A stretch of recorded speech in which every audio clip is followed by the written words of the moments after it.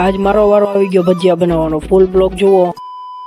સવારમાં છોકરાને જાતા મારું બચપન યાદ આવી ગયું મને. હા મિત્ર, સવારમાં ઊભા થઈને આપણે તો ઢાબા ઉપર આવી ગયા હતા. આજનું વેધર નાની વાળું હતું, થોડો વરસાદ ચાલુ હતો. પછી હું નીચે આવ્યો. નીચે જોયું કે હા વાતાવરણ શાંત છે, કોઈ અવર જવર નહીં, એકદમ શાંત. એટલે મેં કીધું હાલ ઉપર જાઉં. ઉપર જાઉં તો બાળક કેવો શરમાય છે જોવા. નીચે જોઈ જશે ને શરમાય છે જો શરમાઈ ગયો ને. આજે વરસાદ સારો પડી ગયો. મમ્મી ભજીયા બનાવ, ભજીયા તું બનાવ ને તો જ ખાવા, નકર નથી ખાવા. મમ્મીની જીતની અમે હું હારી ગયો અને પછી મેં ભજીયા બનાવવાનું ચાલુ કર્યું. એક પછી એક ગોટા બનાવ્યા અને બધા જમતા ગયા. એમાં સૌથી વધારે સપોર્ટ મારા ભાઈના વાઇફ નો હતો. મારા ભાઈએ હોટ જ મહેનત કરાવવા લાગી હતી. ભાઈ અત્યારે વિડીયો ઉતારે છે પણ એને છે ને મરચા કાપવા લાગ્યો હતો.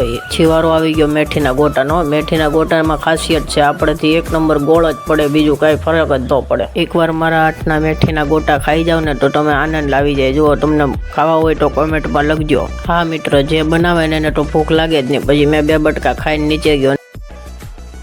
Hi guys.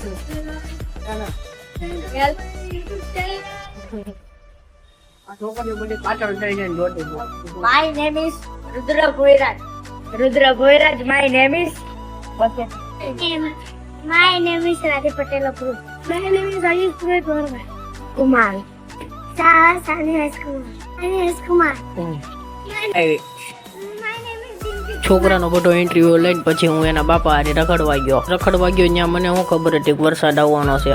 ગરનાળાની અંદર જુઓ ભાઈ કે ભૂકા કાઢના કે એવો વરસાદ આવતો હતો. એટલે અમે ગરનાળાની હેઠે ઊભા રહી ગયા ઘડી. હા મિત્ર, નવું ગરનાળો બનાવ્યું ઉત્તરાયણનું, એ બહુ મોટું બનાવ્યું અને સારું બનાવ્યું. પછી તો વરસાદ ચાલુ થઈ ગયો એટલે ધીમે અમે નીકળી ગયા, કેમ કે વરસાદ હાવ સ્લો થઈ ગયો હતો.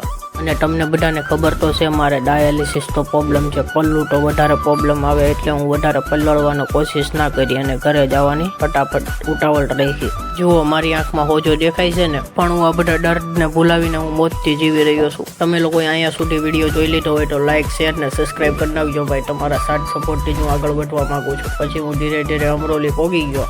અમરોલી પહોંચીને યાદ આવ્યું કે ભાઈ મારે કાલ તો જવાનું છે દવાખાને ડાયાલિસિસ કરાવવા માટે. એટલે ભાઈ ફટાફટ ગાડી હકારે ને મને ઘેરે પહોંચાડે. એક બાજુ વરસાદ ચાલુ હતો અને ઘેરે પહોંચવાની ઉતાવળ તો નથી. કાલે સવારમાં હું દવાખાને જવાનો છું. એ મારો બ્લોગ જોવો હોય તો મારી ચેનલને સબસ્ક્રાઈબ કરી લે.